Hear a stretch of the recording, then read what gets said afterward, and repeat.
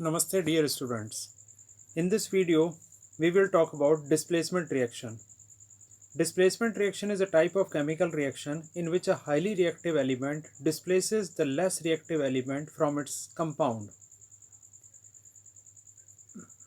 For example, when iron nails are kept immersed in copper sulfate solution, then we can see the change in the color of the solution after 20 to 30 minutes. The color of the solution changes because iron is more reactive than copper. Iron displaces copper from copper sulfate and forms iron sulfate, and copper is displaced. There are two important observations of this reaction. The color of the solution changes from blue to green due to the formation of ferrous sulfate, and reddish brownish copper gets deposited on iron nail. Now the obvious question that comes to the mind, that how will we come to know that which element or which metal is highly reactive and which one is less reactive? So for this, we have activity series. The metals are arranged in the decreasing order of their reactivity, and this is called the activity series.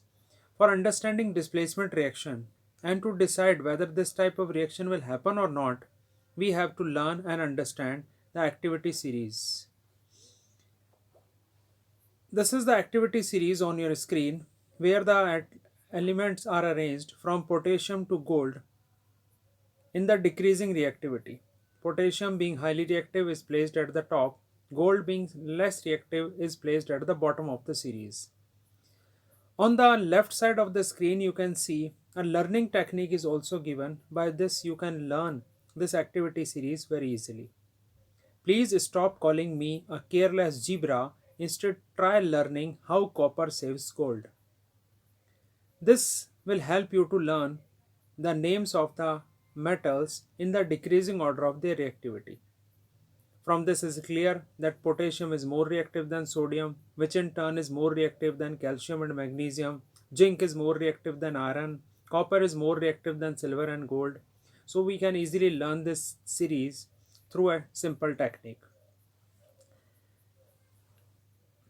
Let's see some other examples of displacement reaction. Here in this reaction, zinc reacts with copper sulfate to form zinc sulfate and copper. The color of the solution changes from blue to colorless because copper sulfate is blue in color and zinc sulfate is colorless solution. Pb reacts with copper chloride to form lead chloride and copper is displaced. So in these reactions we can see zinc and lead are more reactive elements than copper, so they displace copper from its compound. These are displacement reactions.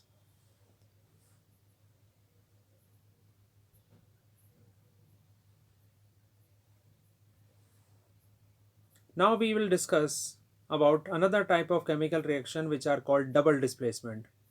Double displacement reactions are characterized by the exchange of ions between two compounds. Here two compounds mutually exchange their ions to form two new compounds. The very important thing about double displacement reactions is this, that both the compounds or both the reactants must be in aqueous form. In other words, I would say these reactions will not take place in solid state because these reactions are characterized by the exchange of ions, and exchange is also only possible due to movement of ions, and movement of ions is possible in aqueous solution. So both the reactants must be in aqueous form. These reactions produce an insoluble solid substance called precipitate. So most of these reactions are also called precipitation reactions. We are taking here the example of sodium sulfate, which reacts with barium chloride to form barium sulfate, and sodium chloride is formed. Here sodium sulfate and barium chloride are reactant compounds. They both are in aqueous form. Barium sulfate is a white colored precipitate which is formed due to this reaction and settled down at the bottom of the test tube. Sodium chloride is a white color soluble salt. So this is precipitation reaction and the type is double displacement. Now we are talking about oxidation and reduction reactions. Oxidation is the process in which a substance gains oxygen or loses hydrogen, while reduction is the process in which a substance gains hydrogen or loses oxygen.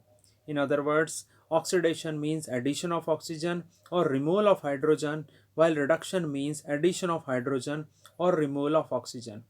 If one substance is getting oxidized, other will definitely be getting reduced. In other words, I would say that oxidation reductions occur simultaneously in a chemical reaction, and hence such reactions are called redox reaction. Redox, RED for reduction, ox for oxidation. For these reactions, oxidizing and reducing agents are very important. Oxidizing agent is a substance which adds oxygen to other substance and itself get reduced, while reducing agent is a substance which reduce other substance and itself get oxidized. In other words, oxidizing agent itself get reduced while reducing agent itself gets oxidized. Substance oxidized, substance reduced, oxidizing agent and reducing agents, all we have to identify from the reactant side only and never from the product side. One of the reactants that contain oxygen in its formula is the oxidizing agent as well as the substance reduced, while the other reactant is the reducing agent as well as the substance oxidized. You can see a sample reaction equation is given at the bottom of the screen, where copper oxide is getting reduced to copper whereas hydrogen is getting oxidized to water. Copper oxide is an oxidizing agent while hydrogen is a reducing agent in this reaction. So these are redox. Next topic we are taking in this video is corrosion. Corrosion is the process in which a metal is attacked by substances around it such as moisture, acids, alkalis, and it is said to corrode. And this process is called corrosion. Corrosion in case of iron is called rusting. The black coating on silver and the green coating on copper are also the examples of corrosion. Corrosion causes damage to car bodies, bridges, iron railings, ships, and to all objects which are made up of iron especially. Corrosion of iron is a serious problem for all of us. So we should take some measures to prevent corrosion of iron, rusting of iron. The very common methods to prevent rusting of iron include painting. Other methods include galvanization, tinning, or alloying. Next topic is rancidity. Rancidity is the oxidation of food material, especially those which contains oil or fat. When fats and oils are oxidized, they become rancid and their smell and taste changes. Usually substances which prevent oxidation are called antioxidants and are added to the food to prevent rancidity and to keep them fresh for a longer time. We can also use airtight containers to keep such food items fresh for a longer duration. Some other measures like chips manufacturers pack the chips packets by flushing them with nitrogen can also be used to prevent rancidity. This was all about that we have covered in chapter 1st of chemistry, chemical reactions and equations. Hope you have understood the chapter through this video. Thank you.